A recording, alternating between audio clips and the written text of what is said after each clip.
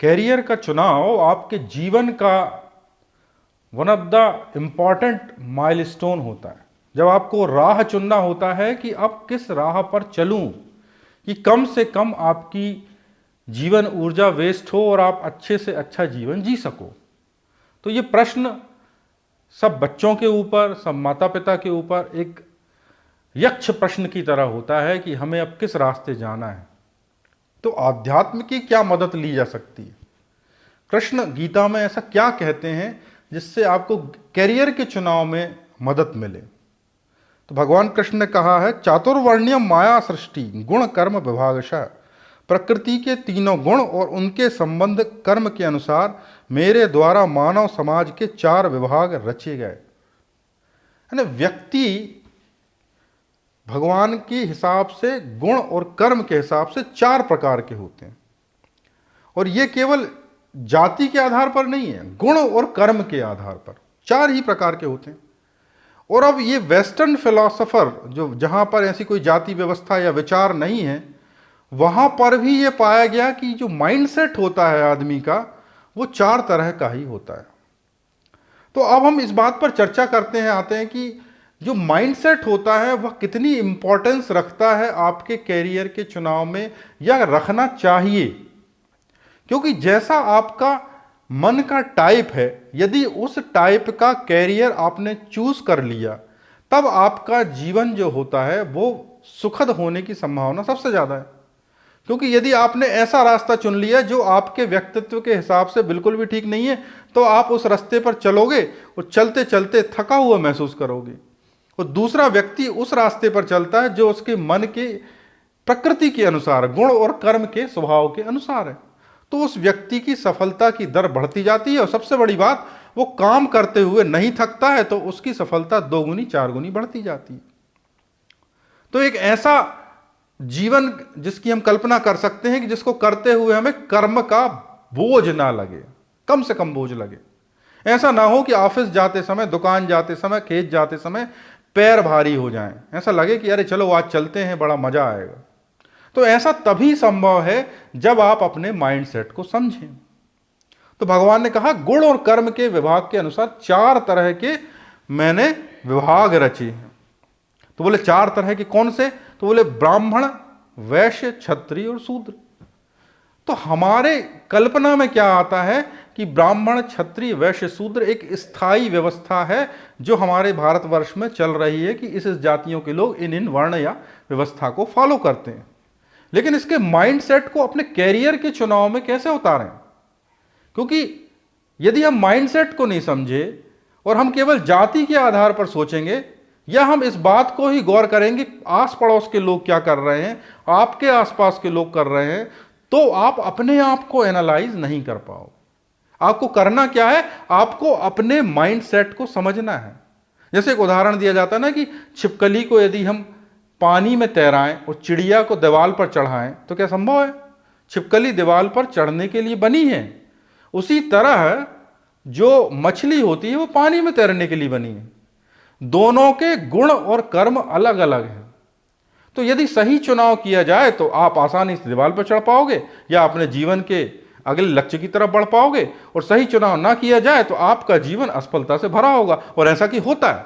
क्यों? क्योंकि हमारे जो निर्णय होते हैं वो निर्णय मल्टीफैक्टोरियल प्रभावित होते हैं। हो सकता है कि आपके पड़ोस के बच्चे ने कोई और लाइन चुनी हो, और केवल इसलिए कि वो पड़ोस का बच्चा आपका मित्र है, उसने सोचा कि ये बड़ा अच्छा कैरियर है, इस दिशा में जाने पर बहुत अच्छी सफलता मिलती है, तो आपने उससे प्रभावित होकर ऐसा किया। या आपने देखा कि बहुत बड़ा एक अधिकारी होता है, आपने बचपन से देख रखा है, उसके पास एक बड़ी सी गाड़ी होती है, लाल बत्ती होती है, तो आपने अपने बच्चे की योग्यता को ना देखते हुए उस रास्ते पर चलाना आपने चालू कर दिया और उसके गुण और विभाग को नहीं देखा।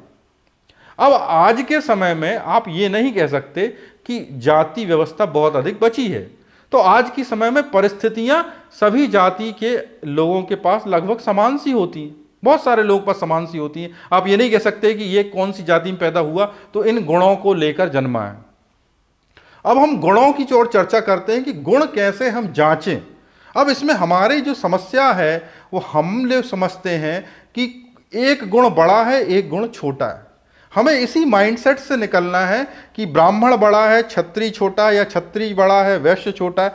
ये जो कहानी है जो हमारे जीवन में हमें बचपन से सिखाई गई है, हमारे भीतर घुसी है कि बड़ा छोटा, सबसे पहले तो इस बड़े छोटे से निकलना है। हमें यह समझना है कि 4 तरह की मनोवृत्ति के लोग हो सकते हैं। ऐसा भी हो सकता है कि ब्राह्मण वृत्ति का व्यक्ति हो सकता है कि जाति से क्षत्रिय व्यक्ति के घर में पैदा हुआ हो, या शूद्र वर्ण का व्यक्ति ब्राह्मण के घर में पैदा हुआ हो, गुणों के अनुसार। तो आइए हम समझते हैं कि ये गुण क्या होते हैं। जैसे कि हम समझें कि ब्राह्मण तो जो संसार में ज्ञान का खोजी है, जिसकी बुद्धि निरंतर ज्ञान को खोजती है, यदि वो पैसा भी कमाता है तो वो केवल इसलिए कमाता है कि घर परिवार चल जाए, उसको आनंद ज्ञान में ही आता है। वो इसलिए ज्ञान की खोज नहीं कर रहा है कि उससे पैसे आए। जैसा कि बहुत लोग समझते हैं कि मैं कुछ पढ़ लूंगा, कुछ जान लूंगा तो मुझे पैसे आएंगे। यदि उसके मन में पैसे का लालच है तो वो ज्ञान योगी नहीं है। जो केवल जानने की आकांक्षा रखता है, जो ज्ञान का पिपासु है। जैसे मान लीजिए कि वैज्ञानिक है, एक वैज्ञानिक सुबह से रात तक लेबोरेटरी में लगा होता है, उसको इस बात की परवाह नहीं है कि उसको लोग जानेंगे, कि नोबेल प्राइज मिलेगा, कि उसके बाद बहुत बड़ी सैलरी मिलेगी। उसको मिल रही है, अच्छी बात है, नहीं मिल रही है तो भी वो जब तक प्रयोगशाला में नहीं पहुंच जाएगा वो फड़फड़ाएगा, उसको बेचैनी होगी। तो वह व्यक्ति क्या कर रहा है? ज्ञान की खोज कर रहा है। अब जैसे मान लीजिए कोई आर्किटेक्ट है, अब यदि मान लीजिए कि वो आर्किटेक्ट जाकर मकान बनाने में लग जाता है, उसको मकान बनाने में सुख मिलता है, तो वो क्या हुआ? वो शूद्र हुआ।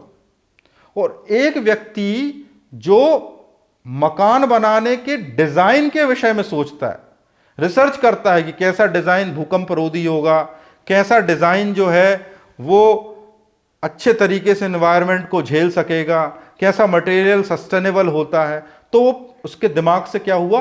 वो ब्राह्मण है। समझ रहे हैं? एक ही काम है। आर्किटेक्ट क्या कर रहा है?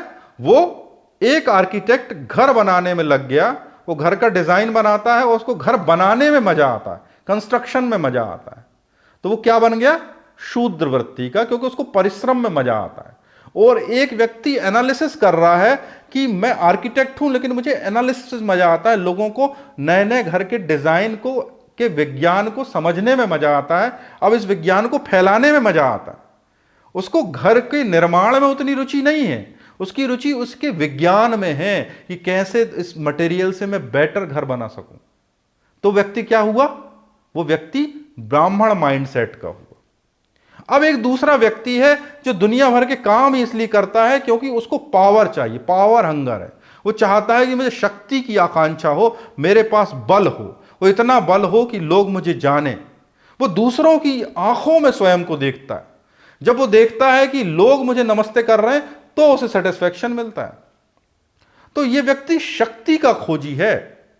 इस व्यक्ति को यदि आप पढ़ाई में भी लगाओगे तो सोचेगा मैं आईएएस बनूंगा, और उसे आईएएस में भी इंटरेस्ट नहीं है, उसको आईएएस की पावर में इंटरेस्ट है कि मैं एक बार कुर्सी पे बैठूंगा, जहां निकलूंगा 4 लोग मुझे देखेंगे, नमस्ते करेंगे। तो आप ये समझें कि ये माइंडसेट किस बच्चे का क्या है? ये क्षत्रिय है। माइंडसेट ये क्षत्रिय है। अब एक बच्चा जो है वो इस माइंडसेट का है कि ना उसे पावर में इंटरेस्ट आता है, ना उसे किसी वस्तु या ज्ञान को समझने में इंटरेस्ट आता है। अब उसका सारा इंटरेस्ट इसलिए है कि कैसे मैं पैसे कमाऊं, कौन सी चीज से मुझे प्रॉफिट मिलता है, कम मैं कैसे खरीदूं, ज्यादा मैं कैसे बेचूं। तो ये जो प्रॉफिट ओरिएंटेड माइंडसेट होता है, इसको हम बोलते हैं वैश्य। जिस व्यक्ति के दिमाग में हमेशा पैसा चलता हो, तो जो बड़े बड़े बनिया होते हैं, बहुत बड़े बड़े व्यापारी होते हैं, उनका माइंडसेट धन से चलता है। वो किसी वैज्ञानिक को देखेंगे तो बोलेंगे अरे ये कितना कमाता है, क्योंकि उनको उनके विज्ञान के आनंद में रुचि नहीं है, कुछ नया जानने में जो आनंद आता है उसमें रुचि नहीं है। वो ये पूछेंगे तुम कितना कमाते हो। किसी वो नेता को देखेंगे, किसी शक्तिशाली व्यक्ति को देखेंगे तो उनका इंटरेस्ट इसमें नहीं है कि उसके पास पावर है, उसको लोग जानते हैं, उनको उसमें कोई इंटरेस्ट नहीं आएगा। वो कहेंगे अरे ये नेताजी इतना कमाते हैं, है ना। तो वो व्यक्ति घूम फिर के आएगा कहां? कौन कितना कमाता है। उसको ना पावर में रस आता है, ना उसको किसी चीज को जानने में रस आता है, ना एनालिसिस करने में आता है। वो एनालिसिस भी यही करता है कि कहां से कितना प्रॉफिट हो जाए। तो ये व्यक्ति क्या हुआ? वैश्य। अब एक बहुत बड़ा मिसकंसेप्शन है शूद्र के विषय में। शूद्र के विषय में हम ये समझते हैं कि जो व्यक्ति कोई छोटा काम करता है, श्रम का काम, वो शूद्र हुआ। ये जो कल्पना भारत में बन गई, जिससे इतनी विसंगतियां पैदा हुई और समाज ने इतना दुख झेला, इतनी पीड़ा झेली, इसको समझने की आवश्यकता है। वह व्यक्ति जो किन चीजों से संतुष्ट हो, जिनमें परिश्रम लगता हो। जैसे मान लीजिए कि एक कलाकार है। अब कलाकार ना तो पावर का खोजी है, ना वो ज्ञान का खोजी है, ना वो धन का खोजी है। वो अपनी कला में रम गया। सुबह उठा और उसने अपनी मूर्ति बनाना चालू की। रात हो गई, उसने एक बार पानी पिया, 2 बार पानी पिया, थोड़ा बहुत खाया, पूरा दिन परिश्रम करता हुआ उसने एक मूर्ति बनाई। वर्षों का परिश्रम हुआ, फिर एक मंदिर का निर्माण हुआ। अब ये जो व्यक्ति है, वह व्यक्ति शूद्र माइंडसेट का है। यहां मैं बार बार कहना चाहूंगा कि ये कोई छोटा माइंडसेट का नहीं। कोई कलाकार कोई छोटी चीज नहीं है, कोई वीवर कोई छोटी चीज नहीं है, कोई फैशन डिजाइनर कोई छोटी चीज नहीं है, क्योंकि आपके माइंडसेट में भरा हुआ है। तो यहां मैं कह रहा हूं कि ये माइंडसेट है, और यदि आपका बालक यदि इस माइंडसेट का है तो इसे छोटा बड़ा मत समझिए, वो एक कलाकार है। ये मैं उन लोगों के बारे में नहीं कह रहा हूं कि जो पैसा तो कमाना चाहते हैं लेकिन उनके पास इतना कोई पूंजी नहीं है तो वो जाके मजदूरी कर रहे हैं। ये तो फोर्सफुली हुआ, ये उनके मस्तिष्क का स्वभाव नहीं है, उनकी मजबूरी है कि उनको जाके कल कहीं गैती फावड़ा चलाना है, खेती करना है। ये उनकी मजबूरी है, ये माइंडसेट नहीं है। हम बात कर रहे हैं माइंडसेट की, कि माइंडसेट कैसा है। अब आपने देखा कि आपके बच्चे का इंटरेस्ट यदि बिजनेस माइंडेड है और आप जबरदस्ती उसको पढ़ा रहे हो कि तुम डॉक्टर बन जाओ, और जबरदस्ती पीएमटी की परीक्षा दिला रहे हो, आपका बच्चा यदि बिजनेस माइंडेड है तो आप उसकी बच्चे के टैलेंट की कद्र करिए। भले ही आपके घर में 4 डॉक्टर 4 इंजीनियर हैं, कोई फर्क नहीं पड़ता, क्योंकि कल यदि यही बच्चा पूरा जीवन मुंह लटकाए बैठा रहेगा, फिर आप डिप्रेशन की गोलियां खिलाते रहोगे, उसके जीवन में खुशी नहीं आने वाली है। और वो आपकी चलती हुई प्रैक्टिस जो आप उसको दे के जाओगे, जबरदस्ती डिग्रियां खरीद के उसको डॉक्टर बनाओगे, कल वही व्यक्ति आपकी क्लिनिक को डुबो देगा। क्यों? क्योंकि उसका आपकी क्लिनिक में कोई रस नहीं है, उसको मरीज को देखने में कोई रस नहीं है। उसका सारा रस किस बात में है कि 2 रुपए की सामग्री लो और 4 रुपए में बेच दो, 2 रुपए बच गए। वो आपको भी ऐसे ही देखेगा कि पापा आपने दिन भर में इतना कमाया। तो इसका क्या मतलब हुआ कि यह व्यक्ति कैसा है? वैश्य है। आप अपने बालक पे जबरदस्ती मत करिए। यह व्यक्ति वैश्य है, इसको वैश्य का काम करने दीजिए। और आज के जमाने में सारे कैरियर समान हो चुके हैं, सब जगह स्ट्रगल है। ऐसी कोई लाइन नहीं है भारतवर्ष में जहां आराम से सुकून से आदमी बैठ के पैसा कमा सकता है। हर जगह तकलीफ है। आप में टैलेंट ज्यादा होगा, आपको कम स्ट्रगल होगी, आप आसानी से अपना मार्ग बना लोगे, आगे बढ़ जाओगे। तो ये जो माइंडसेट है, इसको पहचानने से आपके कैरियर में आमूल चूल परिवर्तन आ सकता है। वो ऐसे आ सकता है क्योंकि आपका जो माइंड काम करता है, आपने उसके हिसाब से कैरियर को चुना।